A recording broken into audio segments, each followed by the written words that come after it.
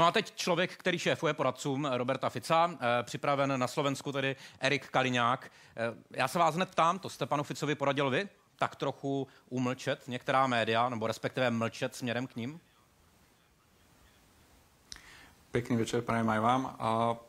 Áno, jedna z prvých takých rád, ktoré som dal pánovi premiérovi, boli smerom k našim médiám, ale bolo to, čo sa týkalo zahraničných ciest, pretože musím povedať, že keď som mal možnosť vidieť ich reportáže zo zahraničnej cesty pána premiéra, tak bola veľmi tendenčná, manipulatívna a teda ako obvykle kritická jednostrana. Takže som povedal, pardon, a vy jste mediální analytik, nebo jste si dělal nějaké takzvané čárky v rámci kvantitativní analýzy nebo kvalitativní analýzy, nebo to je váš subjektivní názor, to vás napadlo?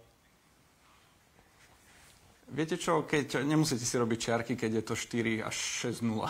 Takže bylo to velmi do očí bijúce. No ale to 4 nebo 6-0 říká kdo? To říká většinou třeba ve sportu nějaký rozhodčí. A tím rozhodčím jste vy, nebo pan Fico, nebo v demokratické společnosti to jsou nějaké nezávislé orgány. My tady máme třeba soudy nebo mediální rady a tak dál. Tak u vás je to tím rozhodčím kdo? Vy a pan Fico?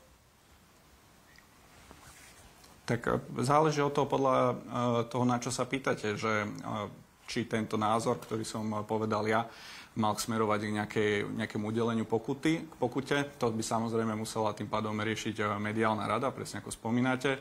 Samozrejme, že aj v rámci Slovenska má platiť nejaký zákon, alebo teda nejaká samoregulácia médií. Tá ale fatálne zlyhala, pretože médiá sa na Slovensku extrémne zradikalizovali. Ale viete, do veľkej miery sa s môjim stanoviskom... To říká kdo, že sa zradikalizovali? To hovoria absolútne všetci, tak občania, tak výsledky prieskumov, kde neviem, či ste zastihli, ale... Všetci. My třeba v České televizi nemůžeme takhle zobecňovat. My nemůžeme říci, že všichni si myslí. Jsou nějaké sociologické průzkumy, jsou nějaká tvrdá data. Proto jsem mluvil... No, promiňte, že vás přerušuju a už vás nebudu přerušovat. Ale když mě řeknete větu, že to tvrdí všetci, tak já se ptám, jak vy můžete tvrdit takto zobecněné tvrzení. Pretože som presne išiel naviazať na to, čo ste aj vy spomenuli, na prieskum dôveryhodnosti médií, ktoré sa teda umiestnili na poslednom mieste na rovnakom teda percente ako americké médiá. A viete, naozaj to hovoria všetci v tom zmysle, to bol môj druhý bod, že ono to deklarujú aj samotní novinári, ktorí teda hovoria, že v prípade nášho rozhodnutia s nimi nekomunikovať, s tými konkrétnymi, ktoré teda aj pred voľbami už deklarovali, že teda sme najväčšie zlo na Slovensku, ak nebodaj vyhráme, tak nevíde slnko, poteší sa mafia, zvíťazí fašizmus a všetky tieto podobné prvky, ktoré deklarovali tieto médiá po prehre, ktorú tiež niesli naozaj ťažko, povedali teda, že napriek tomu, že pred voľbami hovorili o tom, že väčšina z nich opustí Slovensko, tak nakoniec zmenili retoriku, povedali, ostávajú tu, budeme robiť zle tejto novej vláde a absolútne, aby ste rozumeli, to najlepšie vystihol komentátor pán Tkačenko z denníka SME, ktorý teda povedal, že on ani nechce, aby sme ho my nejak na úrade vlády vítali, alebo mu otvárali dvere, alebo čo nebude čakali s chlebom. On chce iba, aby tam mohol ísť, aby mohol robiť zle. Já s vámi nebudu polemizovat o jednotlivých výrocích, tohle je prostor pro vaše vyjádření, takže ho takto beru na vědomí.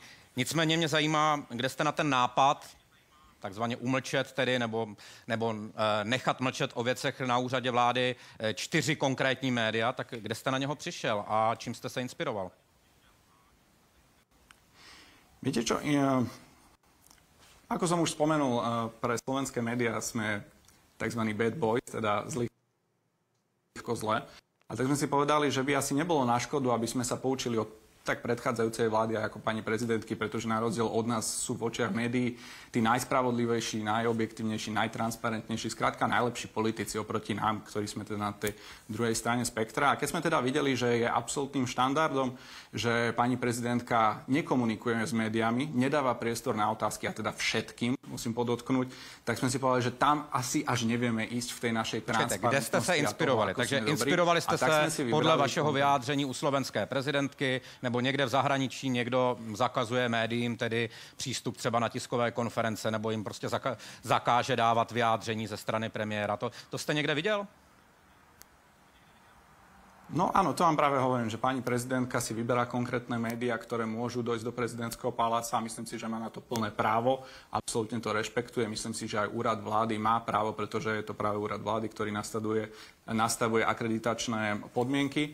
A teda pani prezidentka absolútne nekomunikuje s médiami v zmysle, že väčšina jej vystúpení je čisto ako stanovisko bez možnosti pýtať sa otázky. Ďalšia taká inšpirácia, opäť sa opriem o výrok pána Tkačenka ako novinára, ktorý povedal teda, že bolo štandardom predchádzajúcej vlády, že im konkrétnym neodpovedali, konkrétnym novinárom na otázky. A taká posledná inšpirácia, opäť jedna z tých najtransparentnejších bývalých ministeriek spravodlivosti, ktorá priamo tlačovou správou deklarovala, že na konkrétne tlačovky nebudú pripustené občianske médiá, pretože pokladala ich otázky za nepríjemné. Takže řekněte mě, byl vaším vzorem v této záležitosti český prezident Miloš Zeman?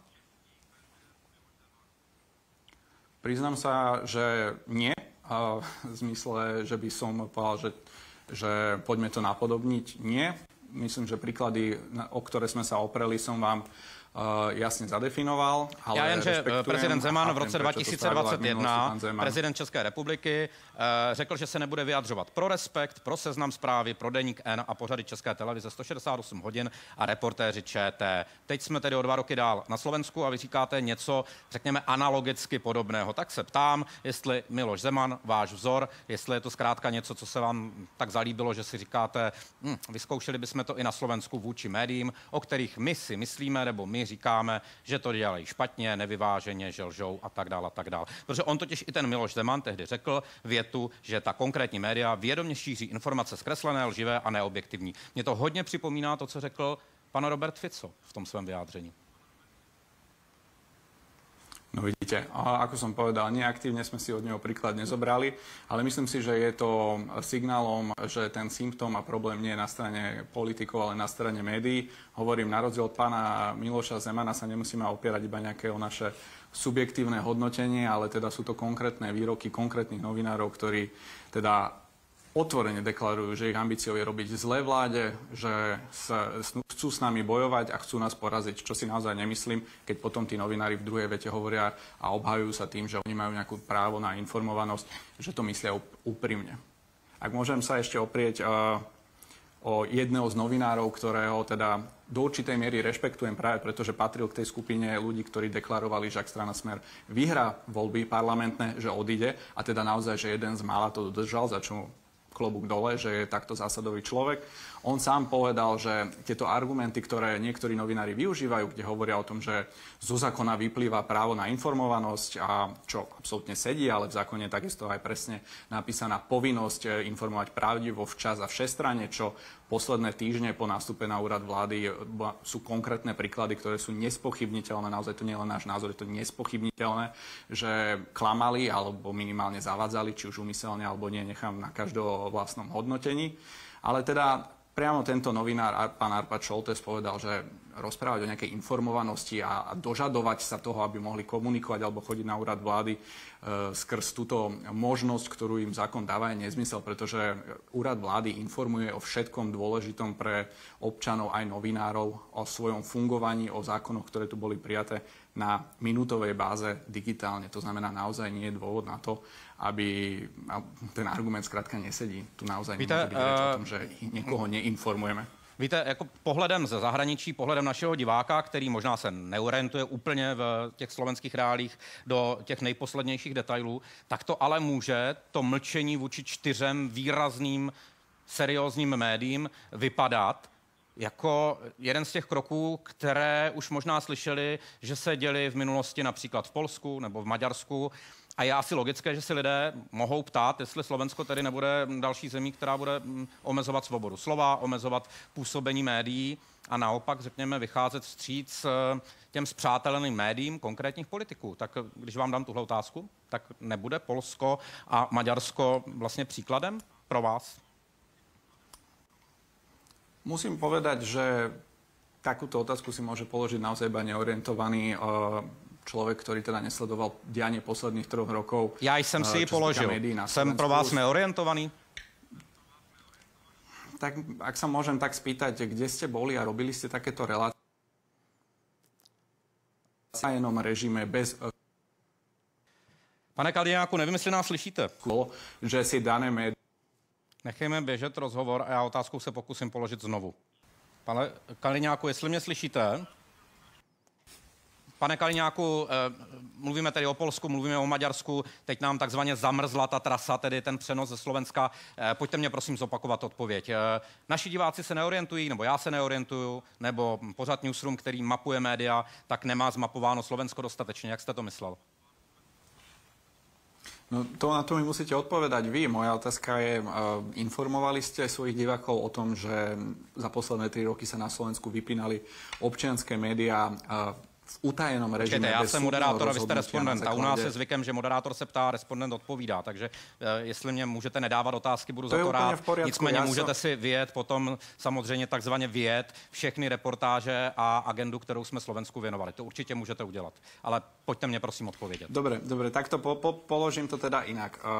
Ak sa túto otázku pýtate naozaj po tom, čo tu 3 roky boli vypínané občianske médiá v utajenom režime bez súdneho rozhodnutia na základe toho, že si dovolili preložiť článok, respektíve rozhovor niekoho... O čem mluvíte? O kterých konkrétních příkladech mluvíte? Mluvíte o příkladech, které přišly po ruské agresi a vpádu na Ukrajinu, tak tohle bylo potom to vaše tedy, nebo vámi zmiňované vypínání médií, protože v Česku také na omezenou dobu některá dezinformační média byla takzvaně vypnuta, pokud použiju vaše slova. Tohle myslíte? U nás to nebolo takzvané, u nás boli vypnuté celé médiá v rozpore so zákonom, v rozpore s európskymi štandardmi, ktoré uvádzajú, že môžete vymazať alebo vypnúť dočasne konkrétny článok, ktorý podľa vás porušuje nejaké zákony alebo sú v ňom uvedené nepravdivé informácie. V tomto prípade boli citované preložené zahraničné rozhovory, v ktorých ľudia dávali svoj osobný názor a tento bol pokladaný za dezinformáciu, alebo nazvite to ako chcete. A áno, hovoril som napríklad o hlavných správach alebo Infovojne, ale myslím si, že taká čerešnička na torte... A Infovojna je tedy seriózní web, který na Slovensku má fungovat a který rozhodně by měl být, řekněme, tím nejserióznějším, kterému budete odpovídat. Jenom abych si to ujasnil, možná i pro naše diváky. Prosím. Teraz sa nerozprávame o tom, či komu máme odpovedať, alebo nie, my komunikujeme so všetkými. Je to občianske médium. Mluvíme o tom, že nekomunikujete se 4 médii. Tak nemůžete říkat, že komunikujete se všetkými. My dávame von všetky informácie a komunikujeme s každým, kto má záujem o normálnu, férovú komunikáciu a ktorého deklarovanou úlohou nie je nám robiť zle, nás zničiť a poraziť. A posledný bod, predtým, než teda budeme pokračovať, sa chcem ešte vrátiť k tomu, že čo sa dialo za posledné 3 roky. Neviem, či ste to zaznamenali teda, alebo nie, nepýtam sa, iba konštatujem, že ja neviem. Keď bola vyhodená televízna moderátorka práve zo spravodajskej televízie za to, že si dovolila spraviť rozhovor s medzinárodnou autoritou Jeffrey Sachs, ktorý teda presne prezentoval názory, ktoré sú na Slovensku zjavne zakázané, čo sa týka Ukrajiny. A tento rozhovor bol najprv vymazaný a následne bola vyhodená moderátorka. Takže toto je niečo, čo je pre nás cez červenú čiaru a ktorým smerom určite nepôjdeme. My nikoho necenzurujeme, nemáme o to záujem, ide nám o to, a teraz otvorene vám poviem aj ľudsky, nás to dožralo. Ak zásadne vláda, prvý rokovací bod je bonifikácia hypoték, ktoré sme spomínali už minule, teda hypotekárnych úverov a týchto percentných úrokov. A čo sme pred voľbami spomínali, že to bude jedna z prvých tém, ktorým sa budeme venovať, zásadne vláda, schváli sa riešenie, ktoré teda ide nad rámec politického sľubu a ide pomôcť aj spätne. Predstavitelia vlády, priamo pán premiér, informuje verejnosť na sociálnych sieťach, že bol schválená bonifikácia hypotekárnych úverov.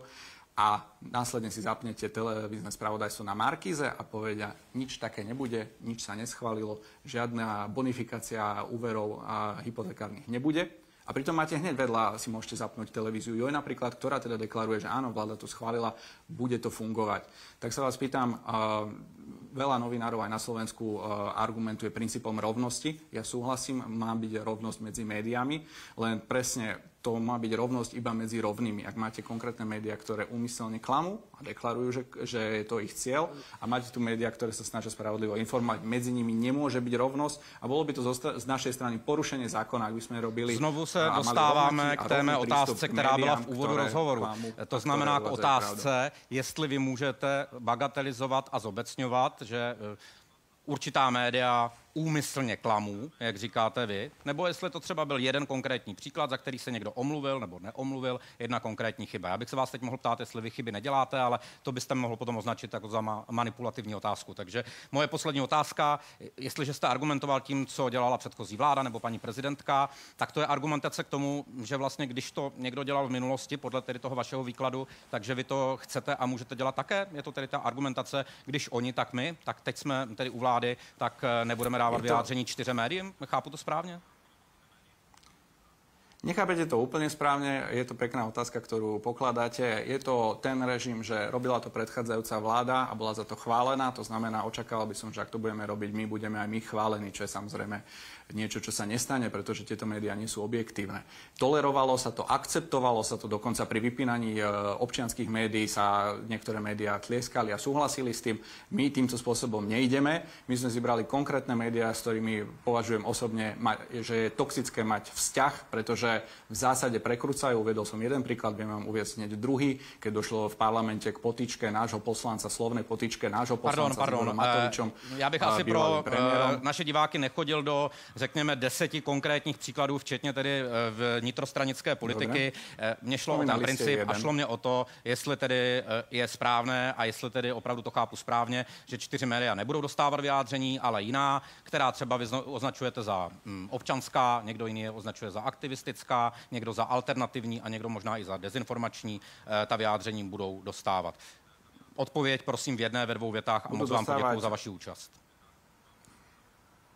Budú dostávať informácie všetci tí, ktorí sa k nám nestávajú nepriateľskí, vopred to nedeklarujú a teda nehovoria o tom, že ich cieľom a úmyslom toho, aby došli na úrad vlády, je nám robiť zle. Myslím si, že je to absolútne férový prístup. Děkuji za odpovědi. Erik Kaliňák, šéf poradců Roberta Fica.